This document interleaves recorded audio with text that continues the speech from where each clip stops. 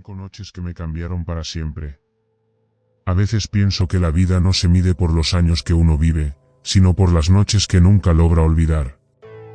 Hay noches que no se van, que se quedan prendidas dentro del pecho como brasas que no se apagan.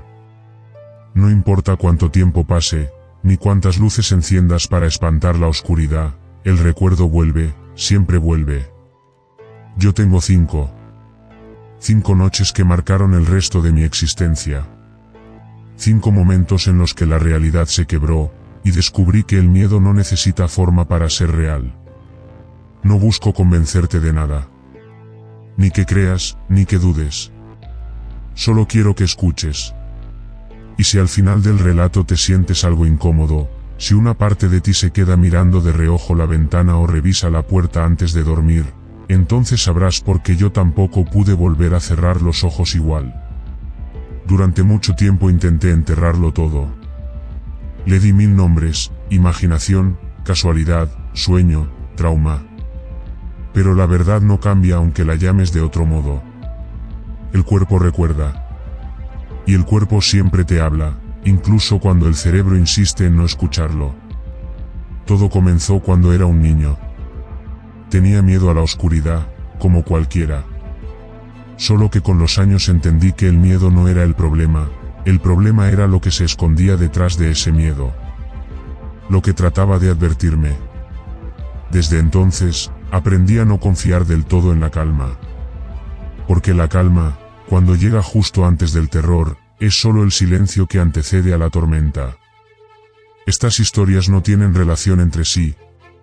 O eso creí durante mucho tiempo. Pero con los años, empecé a notar un hilo invisible que las une, la sensación de estar siendo observado, incluso en soledad. Esa mirada que no ves, pero sientes. Esa respiración que parece ajena, aunque estés solo. Esa voz que no escuchas con los oídos, pero que te dice, no estás solo. Podría contártelas como simples anécdotas, como recuerdos lejanos de un pasado difuso, pero no puedo. Porque cada una de ellas me cambió.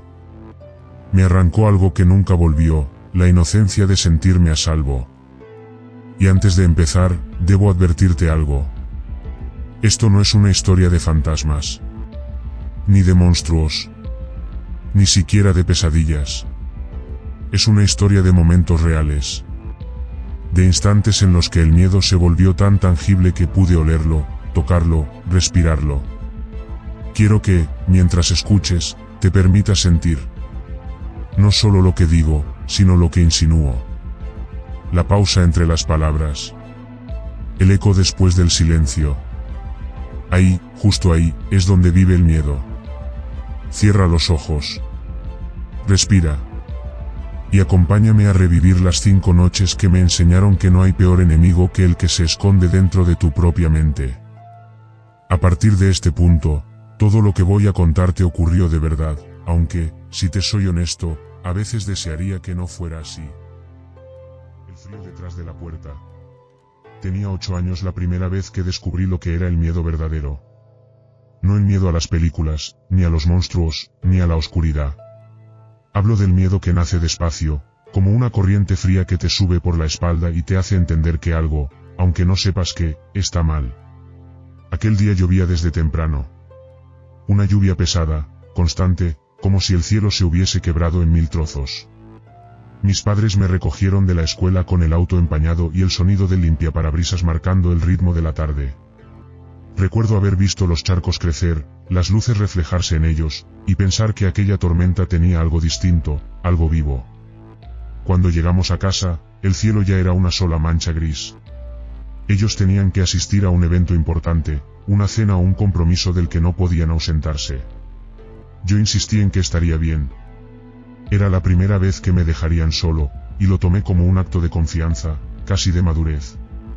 Me dieron la lista de instrucciones: cerrar todas las puertas, bajar las persianas, dejar una luz encendida y acostarme temprano. Nada complicado. Sonreí, les prometí que lo haría todo. Cuando el auto se alejó y el sonido del motor se perdió en la lluvia, me quedé solo. Sola la casa, sola la lluvia, solo yo. Al principio fue emocionante. Comí dulces, vi caricaturas, me senté con una cobija frente al televisor. Me sentía dueño del mundo. Era la sensación más parecida a la libertad que un niño puede experimentar, hacer lo que quiera, cuando quiera, sin adultos vigilando. No sabía que esa misma libertad, en cuestión de horas, se transformaría en soledad. El tiempo pasó lento. Recuerdo mirar el reloj del comedor y sentir que los minutos no avanzaban. La lluvia seguía golpeando las ventanas como si quisiera entrar. En algún momento, el cansancio me ganó. Apagué la televisión y me dormí en el sofá, envuelto en la cobija, sin cumplir una sola instrucción de mi madre. No sé cuánto tiempo dormí. Solo sé que desperté de golpe, con el corazón acelerado y una sensación extraña en el pecho. No fue un ruido lo que me despertó. Fue el frío. Un frío que no pertenecía a esa casa. Me incorporé lentamente. El televisor estaba apagado. Las luces, encendidas. Y sin embargo, el aire se sentía helado, casi metálico. No era el frío normal de la noche, era uno de esos fríos que parecen venir de adentro, como si la temperatura del alma hubiera bajado de repente. Pensé que tal vez alguna ventana había quedado abierta, así que decidí revisar. Tomé la linterna que había en la repisa y empecé a caminar por la casa. El primer paso sobre la alfombra fue un sonido ahogado, como un suspiro.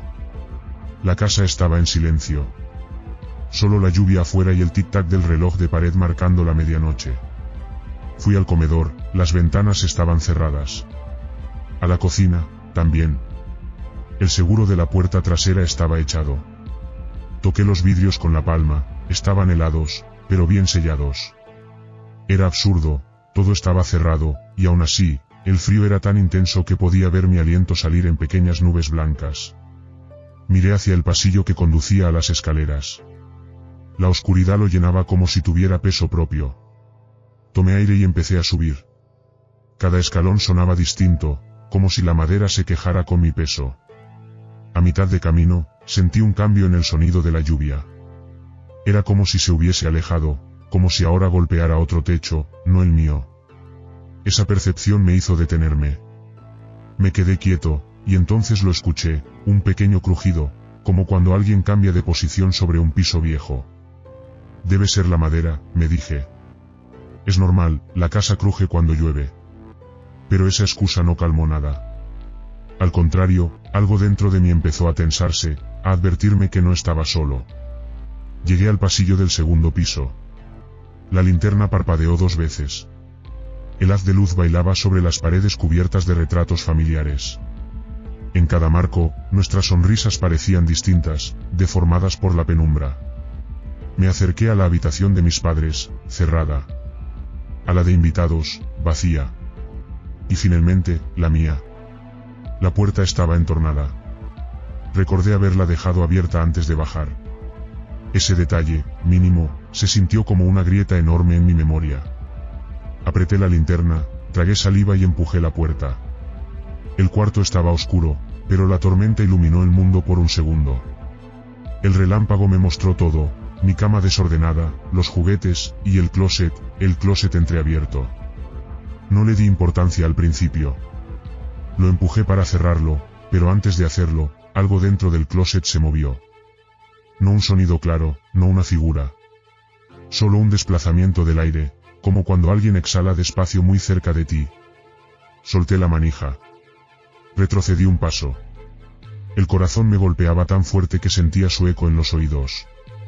Y entonces, se escuchó otra vez. Un crujido, leve, húmedo, como si algo mojado tocara el piso. El sonido venía del closet. Y no era mi imaginación.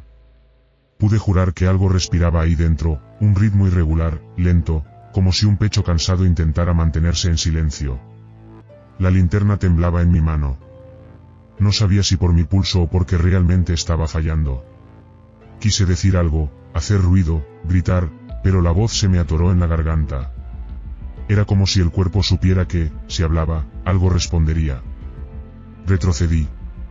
Di un paso atrás, luego otro. Cada movimiento sonaba como si estuviera pisando vidrio.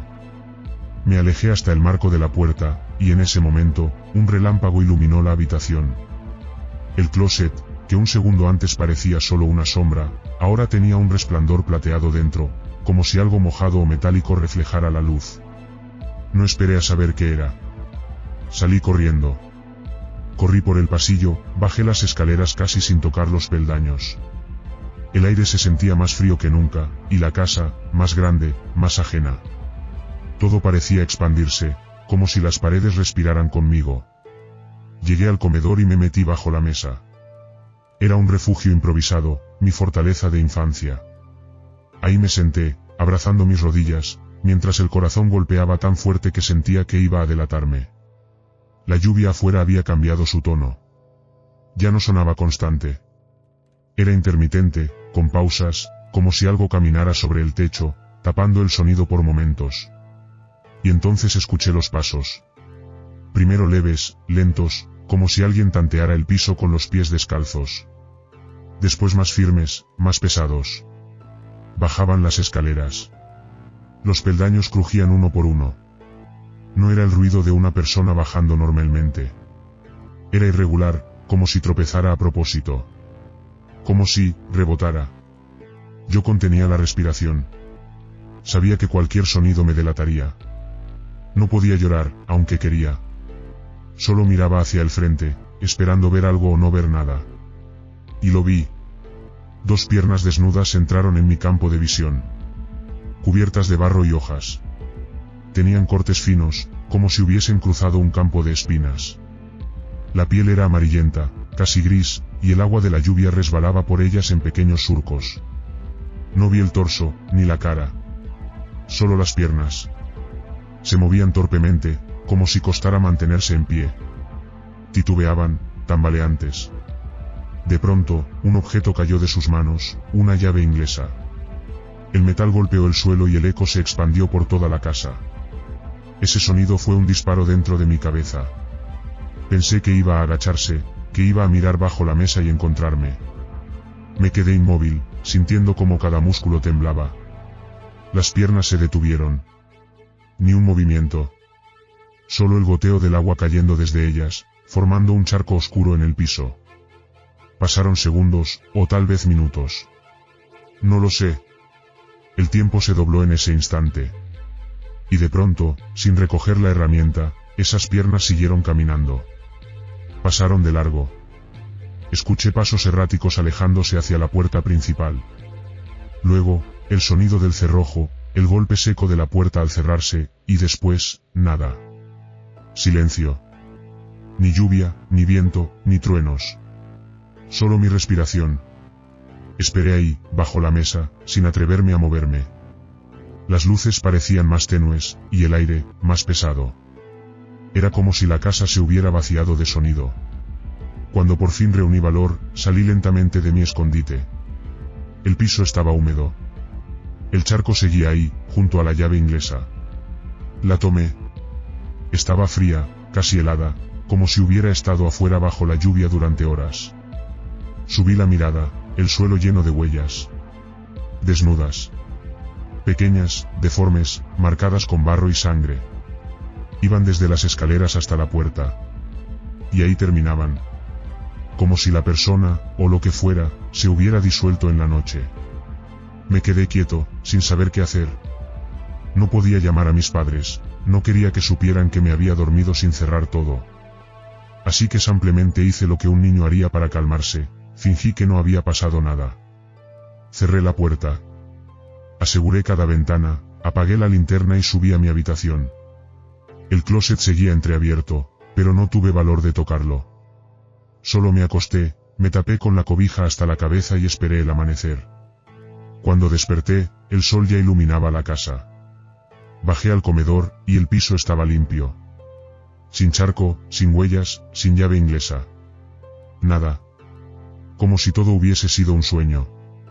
Pero los vidrios de la puerta principal, seguían cubiertos de marcas de barro, como si alguien hubiera salido con las manos apoyadas sobre el cristal. Aquel día no le conté nada a mis padres. Ni esa semana, ni ese año. Durante mucho tiempo me convencí de que había soñado. Pero hay cosas que los sueños no pueden dejarte, la sensación exacta del frío en la piel, el olor a metal oxidado, el sonido del agua cayendo desde unas piernas humanas. Esa noche aprendí algo que nunca olvidé: la casa puede tener todas las cerraduras del mundo, pero si algo quiere entrar, ya está adentro. El hombre de mis sueños. No todas las pesadillas terminan al despertar. Algunas te siguen. Se esconden detrás de los días más tranquilos, esperando la noche para recordarte que siguen ahí, mirando desde el fondo de tu mente. La mía comenzó cuando tenía alrededor de 10 años. Una noche cualquiera, me dormí sin pensar en nada. Y soñé con mi cuarto, exactamente igual que en la realidad. Pero había algo distinto: yo no estaba dentro de mi cuerpo. Me veía desde arriba, suspendido en el techo, como si una cámara invisible flotara sobre mi cama. Podía ver mis sábanas arrugadas, mi respiración, el reflejo del reloj digital marcando las 2:47 de la madrugada. Intenté moverme, bajar hacia mi cuerpo, pero no podía. Solo podía girar la cabeza y observar. Era una sensación insoportable: estaba despierto dentro de mi propio sueño, consciente y atrapado al mismo tiempo. Al principio pensé que era algo pasajero, una experiencia rara, una ilusión del sueño. Pero empezó a repetirse. Cada pocas semanas, soñaba exactamente lo mismo. Y cada vez había nuevos detalles. En el tercer sueño, por ejemplo, noté que el reloj digital ya no marcaba la hora normal, los números corrían hacia atrás, como si el tiempo retrocediera. Eran 2:47, 2:46, 2:45. Un conteo regresivo hacia algo que no entendía. Luego aparecieron los dibujos. Páginas arrancadas de algún cuaderno, pegadas con cinta a las paredes de mi cuarto, dibujos hechos con crayones, niños tomados de la mano, frente a una casa con techo azul. Todos sonreían. Y entre ellos, un niño más pequeño. Yo. Pero nunca fui de dibujar. Ni tenía esas hojas en mi habitación. Y eso me aterraba. A partir de ese momento, cada sueño traía algo nuevo, algo que no encajaba. Un tren de juguete que yo había perdido años atrás. Una sombra moviéndose en el pasillo. Un susurro que venía del otro lado de la puerta. Hasta que una noche, la voz se hizo visible. El sueño empezó igual, yo, flotando sobre mi cama. Pero algo dentro de mí ya sabía que iba a pasar. El conteo regresivo del reloj, los dibujos, el tren, todo en su lugar. Y luego, el impulso. Ese impulso que siempre me obligaba a mirar hacia la ventana. Giré la cabeza. Y ahí estaba. Un rostro, pegado al vidrio. Apenas a unos centímetros del cristal. Un hombre. Pelo gris, corto. Ojos hundidos, piel pálida como la ceniza. Y en su frente, una cicatriz roja, larga, como si el tiempo se la hubiera abierto una y otra vez.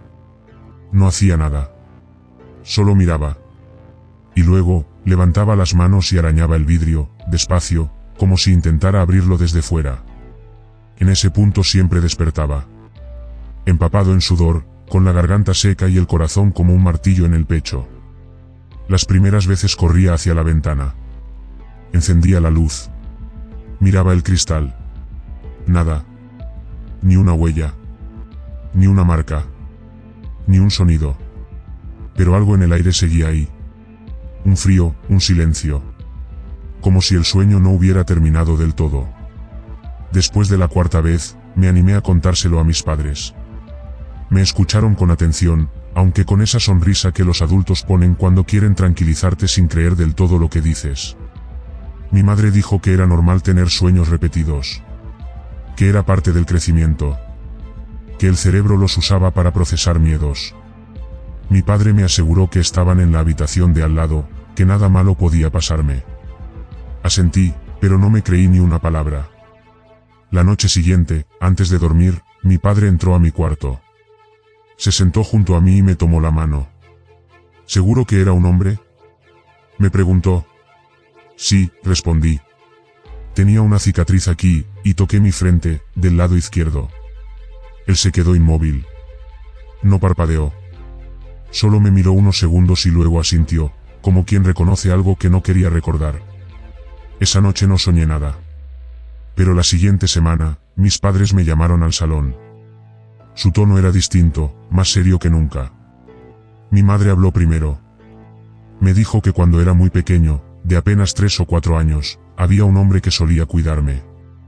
Un amigo de mi padre de la universidad. Yo le decía tío Brian.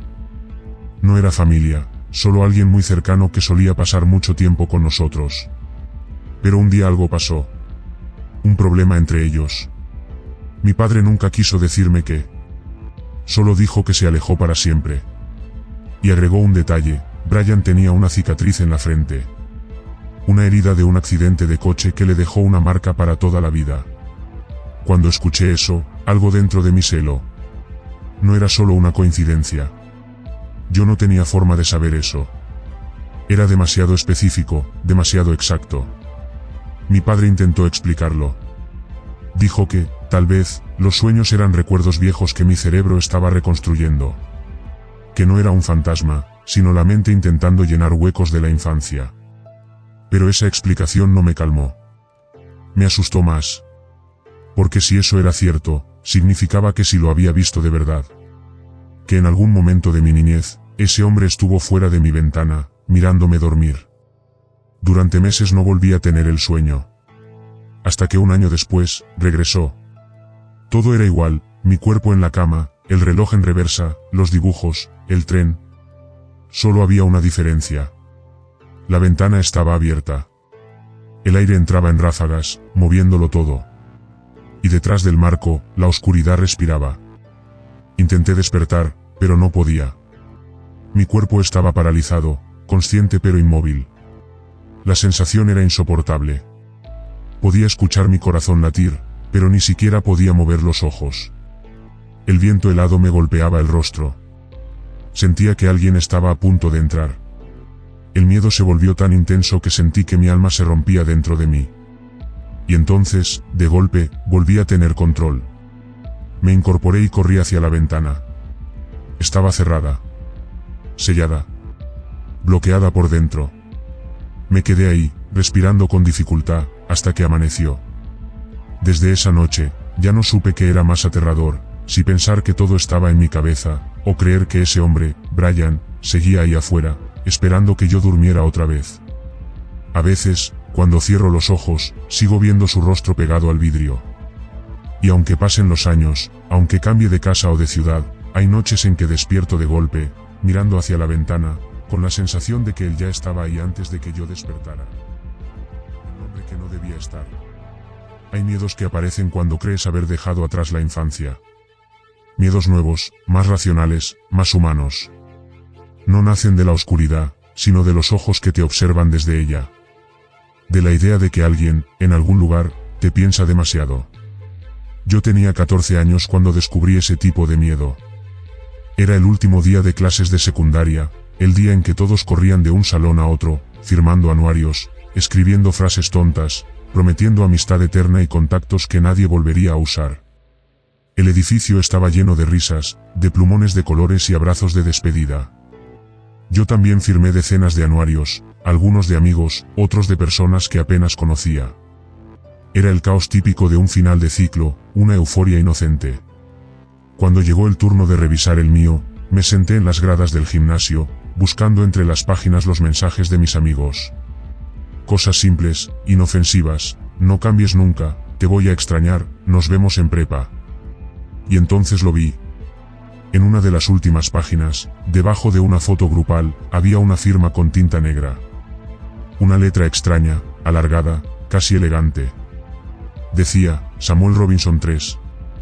Y abajo, una frase, nos volveremos a ver. No recordaba a ningún Samuel Robinson. No en mi clase, ni en toda la escuela. Pensé que tal vez era una broma, una firma inventada por algún compañero aburrido. Me reí, cerré el anuario y lo olvidé. Esa misma noche invité a 3 amigos a dormir en mi casa. Era nuestra manera de despedirnos del curso: videojuegos, comida chatarra y películas de terror. Nos instalamos en el sótano, donde el eco hacía que todo sonara más intenso. Cerca de las 2 de la madrugada, mientras reíamos con una película mala, se escuchó un golpe en la puerta de tormenta. 3 toques secos, perfectamente espaciados. Nos quedamos en silencio. El sonido se repitió. Debe ser el viento, dijo uno. No hay viento, respondí. Los golpes continuaron, esta vez más fuertes. Mi amigo Kieran, el más impulsivo, gritó con voz desafiante: ¿Quién está ahí? Un silencio breve. Y luego, una voz joven, alegre, casi amigable: soy yo, vengan a la puerta de atrás. Esa frase me heló la sangre. Esa voz no era de mis amigos. Era demasiado tranquila. Demasiado confiada. Mis compañeros se miraron entre sí, divididos entre la curiosidad y el miedo.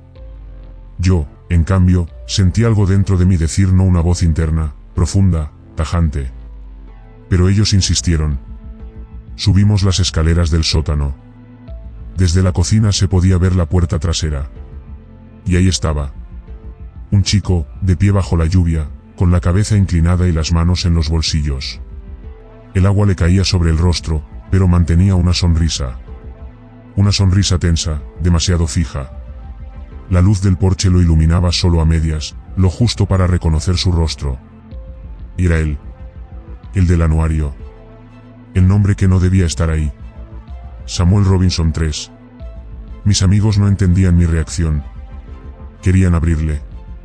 Pero yo los detuve. Es él, susurré. El que firmó mi anuario. Se quedaron quietos. Samuel levantó la mano, saludando. Luego señaló hacia el costado de la casa, invitándome a acercarme por la ventana. Me obligué a mantener la calma. Caminé hasta el ventanal de la cocina, lo abrí apenas unos centímetros. El aire frío entró, junto con el olor de la lluvia. ¿Qué quieres?, pregunté. Su sonrisa se ensanchó. Solo quería verte, dijo. Vi tu foto en el anuario y pensé que podríamos ser amigos.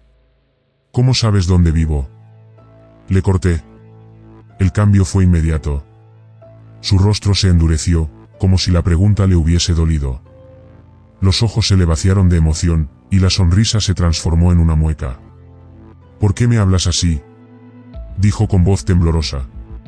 Samuel, ¿cómo llegaste aquí?, insistí.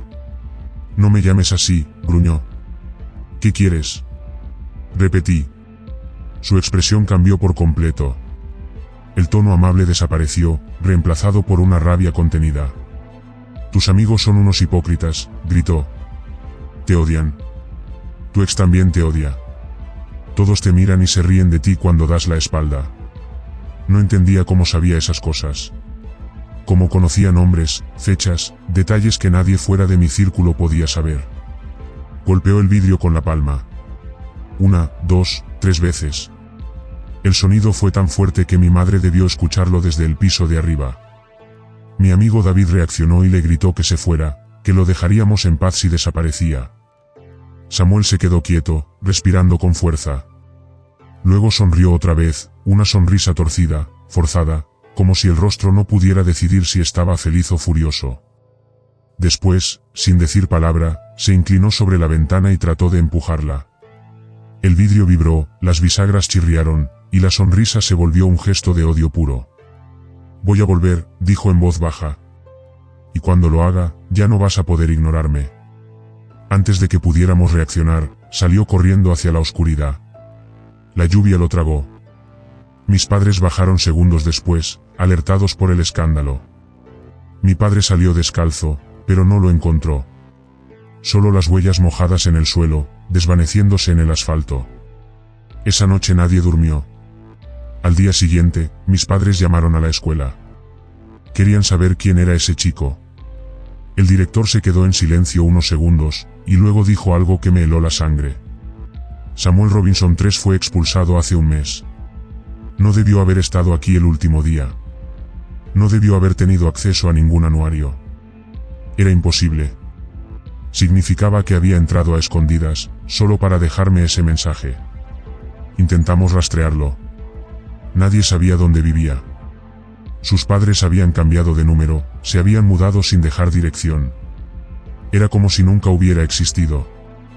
Guardé el anuario en una caja, bajo mi cama. Nunca lo abrí de nuevo.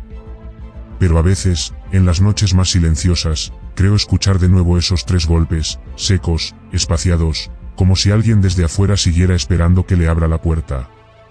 Hay algo profundamente perturbador en saberse recordado por alguien que tú apenas recuerdas. Algo que convierte lo cotidiano en amenaza. Desde aquella noche, cada vez que un desconocido me mira en la calle más de lo normal, siento la misma sensación que tuve al ver esa sonrisa bajo la lluvia, una certeza helada, imposible de explicar. La certeza de que alguien me sigue buscando. La noche en la playa. Hay noches que comienzan con risas y terminan con gritos. No porque uno las imagine así, sino porque la realidad tiene una forma cruel de voltearse sin previo aviso. Esa noche, en particular, era perfecta. El mar tranquilo, el aire tibio, el sonido de las olas en el fondo como un metrónomo del verano. Mis amigas y yo habíamos llegado a la casa de playa de Lindsay, un lugar de ensueño que parecía sacado de una postal, ventanas enormes, paredes blancas, un camino privado hacia la arena. Era el cierre ideal para un año de cansancio, estudios y rutinas. Teníamos 22 años, y la vida nos parecía apenas empezar. El primer día lo pasamos entre risas, jugando cartas, tomando fotos, hablando de amores pasados y sueños futuros. La casa tenía algo que nos hacía sentir invencibles. Tal vez era la distancia del mundo, o el sonido hipnótico del mar que lo envolvía todo. Cuando cayó la noche, Lindsay propuso bajar a la playa con unas bebidas. Yo acepté, aunque dentro de mí había una sensación extraña, una intuición leve, como una corriente subterránea. Nada claro. Solo esa sensación de que algo, aunque no supieras qué, te observa desde lejos. Nos sentamos en la arena, con música baja, las latas abriéndose, el aire húmedo en la piel. Hablábamos de cualquier cosa, de cómo la espuma parecía moverse con vida, de cómo el cielo, sin luna, parecía más grande de lo normal. Hasta que lo vimos. Una luz en la distancia. Un destello intermitente que iba y venía, como el parpadeo de una linterna sostenida por una mano. Al principio pensamos que era un pescador. Luego, que quizás era alguien paseando con su perro. Pero la luz se movía en dirección a nosotras. Y pronto, entre la oscuridad, distinguimos 3 figuras caminando por la orilla. Hombres jóvenes. Riendo, hablando entre ellos, acercándose sin prisa. No parecían peligrosos. Más bien, despreocupados, como chicos comunes. Cuando estuvieron cerca, uno levantó la mano y saludó. Su tono fue amistoso, casi alegre. Nos preguntó si podían unirse. Hubo un intercambio de miradas. Thea, la más extrovertida del grupo, fue la primera en responder. Les dijo que sí, con esa ligereza de quien confía en la noche. Traían cervezas. Se sentaron con nosotras, hicieron bromas, contaron historias del pueblo, y durante una hora todo fue simple, fácil, divertido. Demasiado divertido. Uno de ellos, el que parecía el líder, se llamaba Evan, o eso dijo. Tenía sonrisa fácil, esas que parecen sinceras hasta que las recuerdas más tarde y notas algo detrás. Los otros 2 hablaban poco, observaban más de lo que reían. Lindsay se notaba relajada, Sabrina también. Yo, en cambio, seguía con esa sensación, como si algo invisible se moviera alrededor, ajustando los hilos del momento. Pasó el tiempo. Las cervezas se acabaron, y ellos propusieron ir a su casa a seguir la fiesta. Está aquí cerca, dijeron. Thea sonrió y se levantó sin pensarlo. Sabrina la siguió. Lindsay dudó. Yo dije que no. Estaba cansada, y sobre todo, algo en mi pecho me gritaba que no debía ir. No sabía explicar por qué. Solo sabía que debía quedarme. Ellas rieron, me llamaron abuela, me prometieron que volverían pronto. Y se fueron con ellos, caminando por la arena, las luces de sus linternas alejándose hasta volverse puntos diminutos. Subí sola por el camino de madera hasta la casa. La noche era hermosa, pero había algo en el viento que sonaba distinto. Una quietud que no pertenecía al mar. Me lavé los dientes, cerré las ventanas, me puse el pijama y me acosté. El ruido de las olas fue lo último que escuché antes de dormirme. No sé cuánto tiempo pasó, pero desperté de golpe con el sonido del teléfono vibrando. Eran las 3 de la mañana. La pantalla mostraba una videollamada de Lindsay. Contesté medio dormida, sin imaginar que esa llamada cambiaría todo. Del otro lado, su rostro estaba cubierto de lágrimas. La cámara temblaba. La escuché gritar, Thea y Sabrina. Se las llevaron. Necesito que vengas ahora mismo. Mi cuerpo reaccionó antes que mi mente. Salté de la cama, Me puse lo primero que encontré y bajé corriendo. Mientras hablábamos, ella me explicó entre sollozos lo que había pasado. Los chicos las habían llevado a una casa prestada, habían bebido más, y cuando ella quiso irse, todo se volvió violento. Thea y Sabrina desaparecieron en cuestión de minutos. El miedo se volvió gasolina. Encendí el auto, abrí el portón y salí derrapando sobre la arena mojada. Lindsay seguía en línea, dándome direcciones, mientras la sirena de la policía sonaba en el altavoz del teléfono. La carretera costera estaba vacía, solo el rugido del motor y el latido en mis oídos. Lindsay me dijo que los hombres iban en una camioneta gris, que se dirigían hacia el norte, que había alcanzado a ver parte de la matrícula. Los minutos se volvieron siglos. Hasta que, en la distancia, vi las luces de un vehículo que coincidía con su descripción. Reduje la velocidad, los seguí de lejos, sin atreverme a acercarme demasiado. El teléfono temblaba en mis manos. Y entonces, las luces rojas y azules aparecieron por fin. Patrullas. Frené en seco. Los policías bloquearon la carretera, ordenaron al conductor detenerse. Él lo hizo, sin resistencia. Todo fue muy rápido. Gritos, armas desenfundadas, manos al aire. Vi cómo los sacaban del vehículo. 3 hombres, esposados, con el rostro hundido y las ropas manchadas de arena. Uno de los agentes se acercó al maletero. Lo abrió. Y el sonido que salió de ahí aún me persigue. Era el llanto ahogado de mis amigas. Thea y Sabrina estaban adentro, amarradas, golpeadas, vivas, pero destrozadas. Me quedé paralizada. Todo el cuerpo me temblaba. La realidad era demasiado violenta para procesarla. Horas después, en la estación, nos enteramos de los detalles. La casa donde los chicos las habían llevado no les pertenecía. Habían entrado mientras los dueños estaban de vacaciones. No eran turistas, ni vecinos, ni amigos. Eran depredadores. Habían planeado todo. Lindsay, al haber escapado a tiempo, fue quien los denunció. Si no lo hubiera hecho, mis amigas habrían desaparecido para siempre. Pasaron semanas antes de que pudiéramos hablar de eso sin romper a llorar. Los medios nunca se enteraron. Las familias hicieron lo posible por mantenerlo fuera del público. Pero el silencio no borró las cicatrices.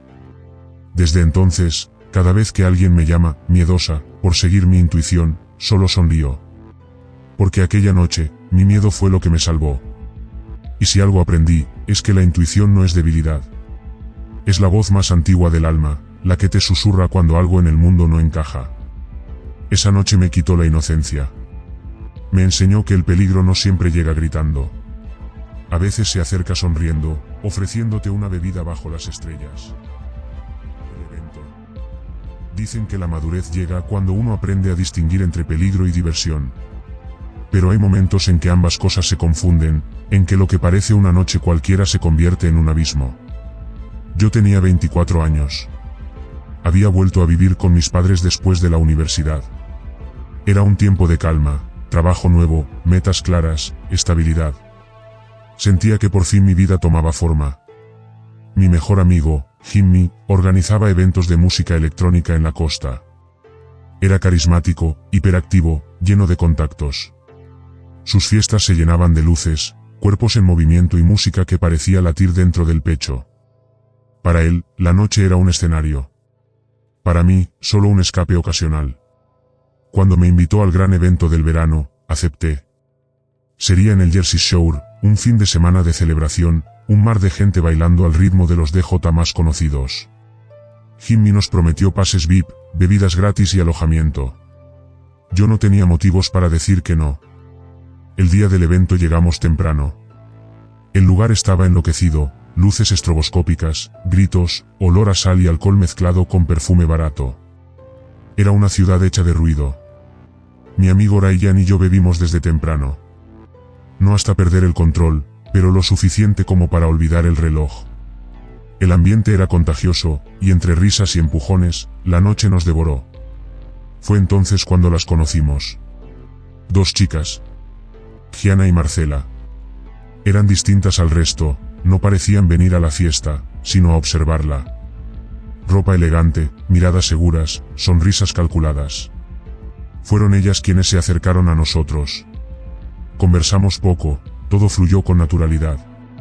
Nos ofrecieron una bebida, para brindar por el verano. Yo la acepté sin pensar. Y en el instante en que el líquido tocó mi lengua, supe que algo estaba mal. El sabor era dulce, demasiado dulce, con un dejo metálico. Sentí una ola de calor subirme desde el estómago hasta la cabeza. En segundos, mi cuerpo se volvió liviano, mi visión, espesa. Era como si mi mente se disolviera dentro de un vaso de agua tibia. No era alcohol. Era otra cosa. Pero lo curioso es que, por momentos, la sensación se disipaba. Recuperaba el control, reía, hablaba, todo parecía normal otra vez. Como si alguien jugara con el volumen de mi conciencia. Las chicas sugirieron continuar la noche en su casa, una pequeña mansión frente al mar. Ryan aceptó sin dudar. Yo lo seguí, casi en automático. Caminamos por la playa. El aire era espeso. La arena se hundía bajo mis pies como si caminara sobre una superficie viva. Marcela me hablaba, pero su voz llegaba desde muy lejos, como a través de un túnel. Y de pronto, ahí estaba la casa. Una estructura moderna, vidrios oscuros, luces tenues, puertas de madera pulida. Demasiado perfecta, demasiado limpia. Nada fuera de lugar. Entramos. El aire olía a algo floral y químico. Las paredes parecían nuevas, sin cuadros, sin historia. No había rastro de vida. Nos pidieron dejar los zapatos. Lo hicimos. Ryan y Marcela desaparecieron por el pasillo. Yo me quedé con Gianna en la sala, sentado en un sillón blanco que parecía absorberme. Ella se acercó, sonriendo, y rozó mi mejilla con los dedos. Era un gesto simple, pero en ese instante sentí que el mundo se doblaba. Mi visión se nubló. Intenté hablar, pero la lengua no me respondió. Quise levantarme, pero el cuerpo no obedeció. Todo giraba lentamente, como si alguien hubiese derramado anestesia en mi sangre. Recuerdo su rostro acercándose, sus labios a punto de tocar los míos, y luego, nada. Oscuridad. No un sueño. No un desmayo. Un vacío absoluto. Cuando desperté, el sol me golpeaba la cara. El sonido de las aves reemplazaba al bajo electrónico. Estaba tirado entre arbustos, en un lugar desconocido. El suelo era de tierra húmeda. Mis manos temblaban. Tenía el cuerpo entumecido, la cabeza pesada, el estómago revuelto. Me incorporé lentamente y lo noté, no llevaba mi ropa. Tenía puesta una camiseta que no era mía, unos pantalones cortos desconocidos, y mis tenis, empapados, sin agujetas. No tenía celular. No tenía cartera. No tenía llaves. Solo el recuerdo de un beso que nunca sucedió. Miré a mi alrededor. No había mar, ni carretera, ni casas. Solo árboles y un camino de asfalto a unos metros. Al otro lado, un letrero de 7-Eleven. Caminé tambaleando hasta allí. El dependiente me miró con desconfianza. Le pedí usar su teléfono. Llamé a mi hermana, la única cuyo número aún recordaba de memoria. Mientras hablábamos, la puerta del local se abrió. Y entró Ryan. Venía igual que yo, ropa ajena, rostro pálido, sin cartera, sin teléfono, sin agujetas. Nos miramos sin decir palabra. El silencio lo explicó todo. Llamamos a la policía. Nos escucharon, tomaron nota, pero no nos creyeron del todo. Seguramente bebieron demasiado, nos dijeron con una sonrisa profesional. Les insistimos. Les contamos del sabor extraño, de la casa, de las chicas. Uno de los agentes se encogió de hombros. Sucede más de lo que creen, murmuró. Mi hermana rastreó mi teléfono. Aparecía en un estacionamiento, a 20 minutos de allí. La patrulla nos llevó. Y efectivamente, nuestros celulares estaban en el suelo, uno junto al otro. Sin rayones, sin señales de robo. Los revisé. Tenían mensajes enviados durante la noche. Mensajes míos. A Jimmy, a mis padres, a varias personas. Todos coherentes, normales, como si los hubiera escrito sobrio. Pero no tenían sentido juntos. En uno decía que estaba en casa. En otro, que dormía en un sofá con amigos. En otro, que había llegado bien. Mensajes de un yo alterno que había vivido una noche diferente. Le mostré los mensajes a la policía. Los miraron sin interés. No hubo denuncia. No hubo investigación. Volvimos a la playa por nuestra cuenta. Queríamos encontrar la casa. Caminamos durante horas, siguiendo la costa, revisando cada calle paralela al mar. Y la encontramos. O al menos, creímos encontrarla. Era la misma fachada moderna, los mismos ventanales. Golpeamos la puerta. Nos abrió un hombre mayor, de unos 60 años. Le preguntamos por Marcela. Por Gianna. Por cualquier mujer que viviera allí. Negó con la cabeza. Dijo que vivía solo con su esposa. Que habían estado fuera el fin de semana. Que nadie más tenía las llaves de la casa. Nos miró confundido, pero amable. Nos despedimos y nos alejamos sin decir nada. El silencio entre Ryan y yo pesaba más que el aire. Nunca entendimos qué pasó esa noche. Si fuimos drogados, hipnotizados, manipulados, si alguien jugó con nosotros como con marionetas. Solo sé que desde entonces, cada vez que alguien me ofrece una bebida desconocida, siento que el mundo se congela por un instante. Recuerdo el sabor metálico, la risa de Gianna, la mirada ausente de Marcela, y la oscuridad que vino después. Hay algo en esa noche que nunca logramos cerrar. Una parte del relato que falta, como si alguien hubiese borrado los últimos minutos de una película. Y lo peor es que, a veces, en sueños, sigo viendo esa casa moderna junto al mar, con la puerta entreabierta, y dos voces femeninas que me llaman desde dentro, susurrando mi nombre. A veces pienso que lo más aterrador no fue perder la memoria. Fue la certeza de que, durante esas horas perdidas, yo seguía existiendo en algún lugar, hablando, moviéndome, escribiendo mensajes, como si otra versión de mí hubiese tomado el control. Y si eso fue real, entonces no sé quién despertó realmente aquella mañana. 5 noches. Dicen que cada miedo tiene su origen en una noche. 5 noches, 5 vidas, 5 almas que se cruzan en un mismo espejo. Cada historia que te he contado no es solo una coincidencia del destino. Son fragmentos de una verdad más profunda, una que todos conocemos, aunque preferimos no mirar de frente. Porque todos, alguna vez, hemos sentido que no estamos solos en nuestra propia vida. La primera noche nos enseñó la fragilidad de la infancia, el niño que despierta con frío y descubre que la casa guarda un silencio distinto, que hay algo detrás del armario, que no todo lo que se mueve pertenece al viento. Esa noche le reveló al mundo que el miedo no nace afuera, sino dentro, en el momento exacto en que un alma inocente comprende que algo puede hacerle daño. La segunda noche mostró la frontera entre el sueño y la memoria. El niño crece y sueña con un rostro que ya no recuerda. El subconsciente le devuelve lo que el tiempo quiso borrar, una visita, una cicatriz, un hombre que alguna vez estuvo en su ventana. Y cuando despierta, no sabe si lo ha visto en sueños o si el sueño era el recuerdo. Esa noche nos enseñó que hay heridas que no cicatrizan porque nunca se recuerdan del todo. La tercera noche pertenece a la adolescencia, al descubrimiento de que el peligro ya no se esconde en lo sobrenatural, sino en los ojos de los otros. El chico que firma un nombre en un anuario, la promesa de volver a verte, y la aparición de una sonrisa bajo la lluvia. El miedo se hace humano. Y lo humano, aterrador. Porque nada da más pavor que saberse observado, seguido, deseado sin consentimiento. Esa noche nos recordó que el peligro más real lleva rostro conocido. La cuarta noche fue el despertar brutal del mundo adulto. La intuición femenina, el filo entre la confianza y la supervivencia. Una casa en la playa, 3 sonrisas falsas, y la certeza de que decir no a tiempo puede salvarte la vida. Esa noche reveló que el alma tiene su propio lenguaje, y cuando el cuerpo no escucha, la intuición grita. Y la quinta fue la noche del olvido. Cuando el cuerpo sigue moviéndose, pero la mente se apaga. Cuando despiertas con ropa ajena, en un lugar que no reconoces, sin saber quién fuiste mientras dormías con los ojos abiertos. El terror absoluto, perder el control de ti mismo. 5 noches. 5 formas del mismo miedo. Distintas edades, distintas casas, distintos rostros. Pero la misma sombra. La sombra que se esconde detrás del espejo cada vez que crees que ya estás a salvo. No importa la edad ni el lugar. El miedo evoluciona contigo.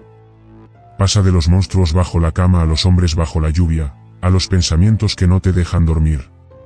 Y cuando crees haberlo superado, vuelve, disfrazado de una noche cualquiera. Porque el miedo no muere. Solo cambia de rostro. Solo espera. Y mientras tú cierras los ojos esta noche, mientras apagas la luz, recuerda algo: cada historia que escuchaste fue vivida por alguien que, como tú, creyó que todo estaba bien, hasta que dejó de estarlo. Quizás el verdadero terror no está en lo que nos pasa, sino en lo que ya pasó y seguimos negándonos a recordar. Así terminan las 5 noches. 5 advertencias. 5 espejos. 5 formas de mirar a la oscuridad y reconocer tu propio reflejo en ella. Porque, al final, el miedo no viene de afuera. Viene de ti. Y lo único que debes preguntarte es: ¿qué parte de ti sigue despierta cuando crees que estás durmiendo?